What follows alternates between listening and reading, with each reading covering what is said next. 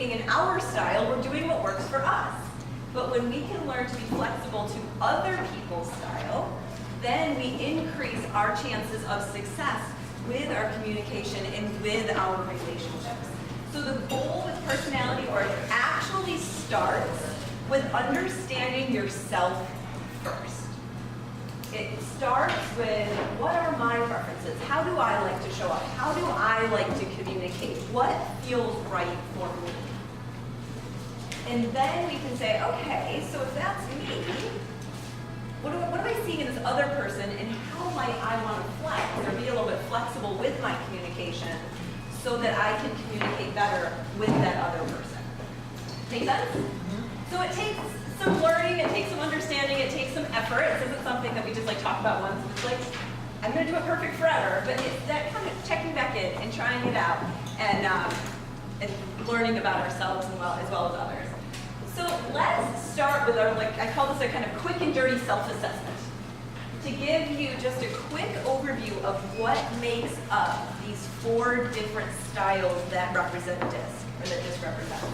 Okay, so how many people here, I'm going to give you kind of 2 categories. Think about these words. Would you say you're more fast-paced, active, assertive, and bold? Or would you say you're more moderate-paced, a little bit more reserved, a little bit less assertive? So who here says they're more fast-paced, active, assertive, bold? Where are you? Yeah. Okay, so what does that look like? How would we see that in your, how do we know that about you from your communication style? Responding quickly to stuff. Responding quickly. It's Jim, he's always talking. Always talking. What else? How else does it show up? One of the things in business that we fall short on is asking people what it is that you're looking for and what it is that you want. And being bold enough to say, hey, this is what I'm looking for. Is there a chance for us to work together? Yeah. So being kind of bold and direct with what you need, what you want, what you're looking for. Great. Anything else? To the point. A lot of times, to the point. type of car. What's that? Type of car. The type of car? Yeah. Yeah. Purchasing decisions, dress, even. Yeah. Yeah, we can see it in lots of different things. So who would say they're more on that moderate pace, less assertive, observant side? Great. So how do we see that for you then? Oh, of course. I listen more than I talk. You listen more than you talk. My sister is not very aggressive. Yeah. She always gets all the information first. Yeah. Doesn't make a lot of decisions fast enough. For you. For me. Right. Okay, good. Besides being shy, any decision I have to make, I'm going around my mind all the way up to the drop dead time limit. So I'm talking to anybody to listen about this decision. I guess I'll look something to moderate. You're kind of moderator. Yeah, that is something to look like. I'm kind of combination of the 2, depending on who I'm dealing with. Yes. I can be very aggressive, or I can be kind of laid back. So And depends on by you. being laid back, I mean I'll let them do most of the talking, I do most of the listening, do something like that. And find out what it is they're really interested in, what they like to do. Yeah. So, and then try to find something in common with what we're speaking about. Yeah, great. Proving I am right has been my downfall. If I can live my life over, I will stop trying to prove I'm always right. Okay. All right, so good. It's just starting to build some awareness about what does this look like and how does it show up, right? More fast-paced or more moderate-paced? Most people tend toward one or the other. You know, we're all a mixture. We all can do both, but we generally have a preference more for one or the other. Now, who would say they're more either task-focused and analytical, or would you say you're more people-focused and more conversational? So who would say they're more on the people side of things? All right. What does that look like? Not filling out forms. Not filling out forms, right? Like, where are my people? I got it, right. You may not love Excel. Being at things like this. Yeah, like and be out with networking, for sure. What else? Friendly, social. friendly, social, really motivated by the opportunity to be with people, talk to people, build connections, build relationships, right? Spontaneous. A little bit more spontaneous? Yeah. So who was on that more task-focused, maybe analytical side, detail-oriented? Yeah, great. I mean, my job dictates that Yeah. for me. Good. And you love it. I think naturally I'm the other way, but I've been doing what I've been doing for so long, I've had to change. Sure. There aren't a lot of engineers in this room. Right. Like if our credit department was here, they'd all raise They their don't raise their hand, right? They'd be like, me, for sure. Yeah. Yeah. It's usually a sales versus IT. Yeah. In my business, it's designers versus developers. Designers make things pretty, artistic. Yeah. Developers, they do all the code and all that. Yes. I can't do any code. And see, that's what's so important, because when we understand our personality preferences, how they show up and how they show up in others, we get to play into our strengths more. Because if I know that I'm energetic and I like big picture and I want a vision and, plan for the future, then having a partner who likes the details and likes the here and now and likes the process-focused work is such a benefit. And so it's really about understanding who you are and communicating and working with people who have different strengths from you so that we do get to hang out in the area that feels most relevant and most appropriate for us. Does that make sense? So when we do these dichotomies, we call them the fast-paced or more moderate-paced, and then we look at, are we more people-focused or are we more task-focused? Really understanding that task-focused people like people and people-focused people do tasks. It's just kind of where your preference lies. When we put that combination together, and this is on your handout, people fall into one of 4 DISC categories. And when we do the actual assessment and you go online through Epic and we take the assessment, we see the blend more. But we generally have a primary style. So people who are more fast-paced and task-oriented, and that combination of 2 things, in the DISC profile are the people we call the directors. Okay, so if this may be you, or you may see this in somebody else that you work with, or that you're on a team with, or that is a client of yours. But what this looks like is a very fast-paced and active, task-oriented approach to the world, approach to work, and approach to how we do things. Their focus, the number 1 priority is to get things done. They get a lot of satisfaction, a lot of reward, a lot of, they feel a lot of benefits from just getting things off their task list. And so these are the people, they're pretty comfortable working alone. They don't want a lot of extra information. They just want sort of that bottom line up front.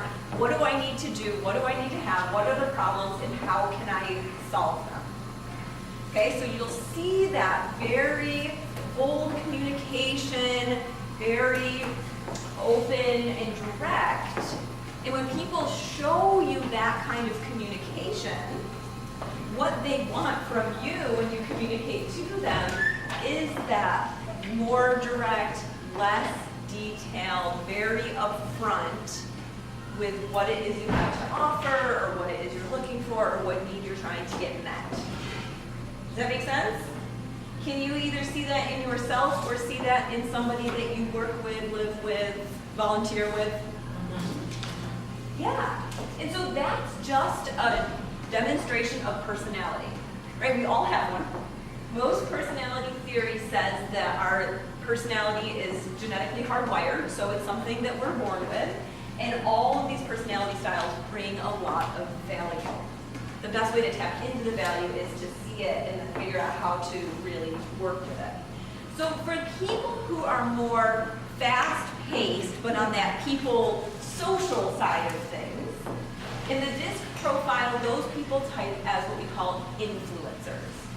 So our influencers are the people who are more, like sometimes we call them the cheerleaders on the team. They're very team-oriented, they like to collaborate, they generally stay in the big picture, they're not super detail-oriented, they tend to have a lot of enthusiasm, and they want you to get enthusiastic with them. Like they get motivated by other people getting excited with them. right? And so they're motivated by having fun at work, by building relationships, and by having a higher energy work environment. Can anybody associate that with themselves or with somebody that they live, work, play with? Yeah? Okay, so for those people in your life, if you want to improve communication with them, if you want them to get on your side for something, if you want them to become your client, what we need to show them is really how they're going to have that fun, outgoing, energetic environment. They're the ones who are like, girlfriend's weekend, wine tasting, I'll be there, right? Like they're very excited about that kind of opportunity to collaborate with people. They tend to want to have a big impact. They like change, but they like change if you're getting other people involved and excited in doing it together. Does that make sense? All right.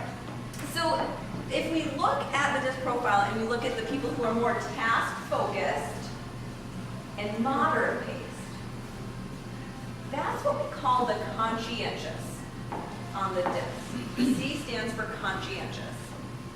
And those people are the people in our lives who are very good at looking at the details. They're good at looking at the facts. They're very analytical. They ask a lot of questions because their primary goal is to get things done right. And they want it done right the first time. When they send something out, a document, a report, or whatever, they want it to be done right. No, typos, no missed commas. They really are put so much emphasis on quality, and they really value that very much. And so they also tend to be very good at processes and procedures and putting plans in place. So they're so valuable in helping make things come alive through their ability to plan and execute and get things done right.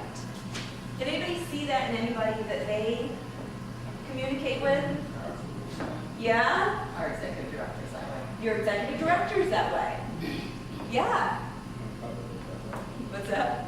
I said I'm probably that way. You might be that way. Yeah, great. Brings a ton of value. So for those people, when you're communicating with people who have that preference, part of the key is to make sure you're bringing facts. They are convinced through facts and data. So if I go up to a person who's a conscientious and I'm like, I have this fantastic idea and my gut says it's gonna work, I'm not gonna have a lot of influence. But if I've done my research and I have the information and I can back up what I'm proposing, I'm going to have more influence. So knowing how we can bring that information and how we can deliver it in a way that feels very composed so that they can actually absorb it and work with us. Right? Does that make sense? All right, and so for the people who are more moderate-paced and people-focused, in the DISC profile, those people are what we call the steadiness. And our steadiness individuals are very warm, they're very friendly and team-oriented.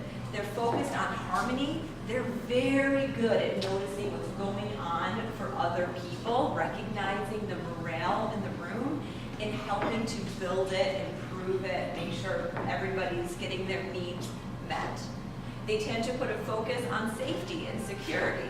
So if we come to them with an idea or something that we want them to participate in, they're going to want to make sure that we've done our research to make sure what things need to be in place to make it safer and to make it, a better environment for them. So can anybody see one of these, kind of someone like this in their life? The warm, friendly, very loyal, probably a little bit more soft-spoken, a little bit slower to respond in communication, a little bit more thoughtful before they speak.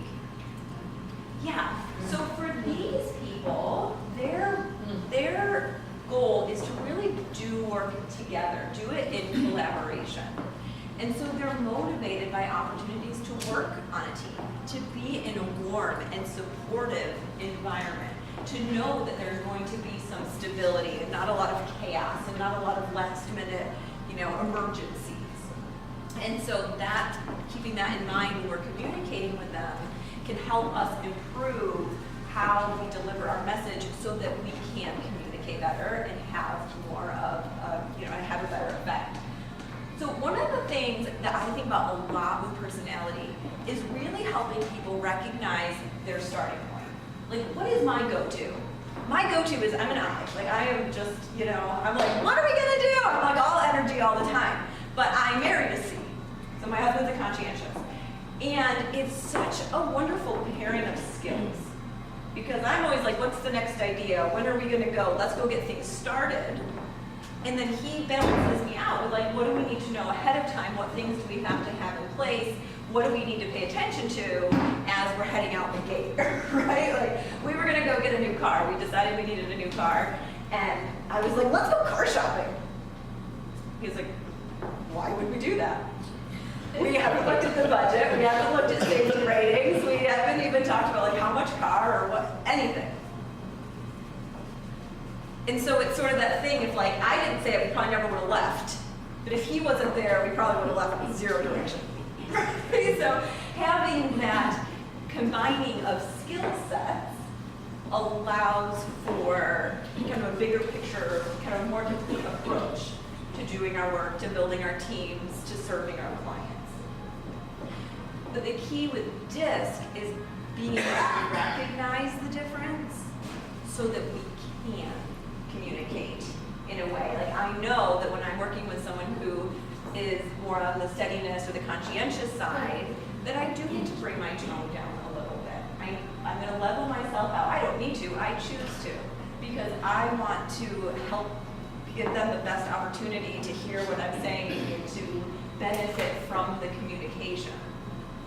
So instead of saying to them, get excited with me, I can come down, I can be more at a level that feels like a better fit and it's going to create anxiety for them. I have a question. Okay, I love your question. Or a statement. Okay. One of the things as a salesperson that I used to run into all the time before I knew about DISC was I would be pitching and they'd just be staring at me, like emotionless. And I'm like, well, I guess they're not into it, so let me pitch harder. In fact, the person was just being observant, quiet, and showing me a lot of respect. They were listening. And they weren't, in their mind, they were being in their personality. So I should have tuned it down instead of tuned it up. I was going the wrong way. Because I was looking for some reaction. Right. Quiet makes people nervous. Yeah. Yeah. And so when we can see that though, and be like, oh, it's just personality differences. That's amazing. I know what to do there, right? Like I know, like, oh, you're being quiet. Let me be quiet for a minute. Tone it down. And see what and give an opportunity.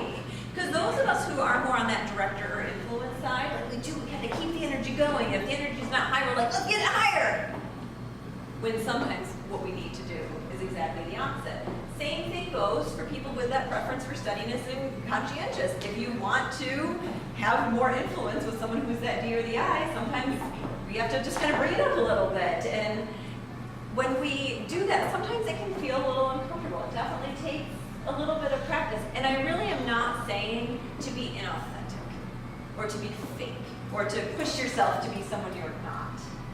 It's just recognizing those little moments where you might just raise your voice a little or where you might just sit back and be quiet for a minute. Does that make sense? Mm-hmm. Can you see how some of this shows up for you now? Sometimes What's that? it's hard for me to keep quiet sometimes. And it's tough when I recognize that I have to shut up. Right. Like, okay, how do I do that? Yeah. Oh. And that's- I think the natural tendency is to try to convince the other person that the way you're pitching Is right. is the right way. Absolutely. Jim, I think that is such an important point because a lot of times with interpersonal relationships, regardless of the nature, you want the other person to do something different. Like, come on, do you not see my way is whatever? Well, I think the truth is we all think our own way is the best because we've lived with it for all of our lives. We get it. We understand it inside and out, right? So we want people to come over to our side. Let me convince you why it's great over here. When we have the most, I don't like love the word control, but we have the most ability to influence and to step into our more power and control when we get to change our own behavior. I can choose to change how I show up, but it can't make you change how you show up, or what you like, or what your preference is. I think the personality types are predictable. Like you can identify what affects these people the most.